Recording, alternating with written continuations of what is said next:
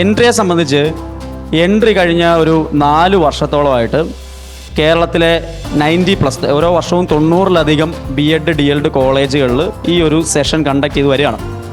അത് ഓഫ്ലൈൻ സെമിനാറായിട്ടും അതേപോലെ ഓൺലൈൻ വെബിനാറുകളായിട്ടും നമ്മൾ കണ്ടക്ട് ചെയ്യുന്നുണ്ട്. ഇപ്പോൾ എല്ലാ വർഷവും SIMൽ നമ്മൾ ഇതിൻ്റെ പ്രോഗ്രാംസ് ചെയ്യാറുണ്ട്. ഇപ്പോൾ നേരത്തെ പറഞ്ഞ 90ഓളം കോളേജുകൾ ചെയ്തു വരുന്നിട്ട് തിരിച്ച് SIMൽ വരുമ്പോൾ എനിക്കും ഭയങ്കര ഹോം ഗ്രൗണ്ട് ഫീലാണ്. കാരണം ഞാനിവിടുന്ന് ഈ ഹാൾ എനിക്ക് അത്രയേറെ പ്രിയപ്പെട്ടൊരു ഹാളാണ്.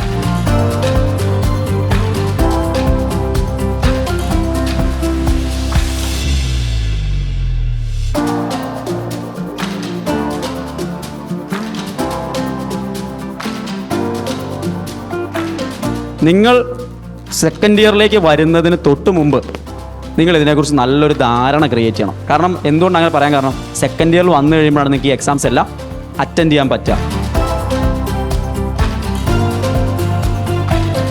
പറയാണ്, ഞാൻ UPSC എഴുതുന്ന ടൈമിൽ ഇതുപോലെ കുറേ പ്ലാറ്റ്ഫോം ഉണ്ടായിരുന്നു. ഞാനൊരു പ്ലാറ്റ്ഫോം ചൂസ് ചെയ്തു. അത് ഞാൻ പറയുന്നില്ല. അത് ഭയങ്കര പരാജയമായിരുന്നു. അതിൽ നിന്ന് എനിക്കൊന്നും കിട്ടിയില്ല.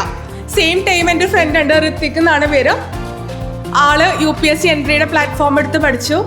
ഇപ്പോൾ UPSC ക്രാക്ക് ചെയ്തിട്ടിരിക്കുകയാണ്. എന്തായാലും എനിവേ നല്ലൊരു ക്ലാസ് ആയിരുന്നു. ഒരുപാട് ഇൻഫോർമേഷൻസ് കിട്ടി. Thank you.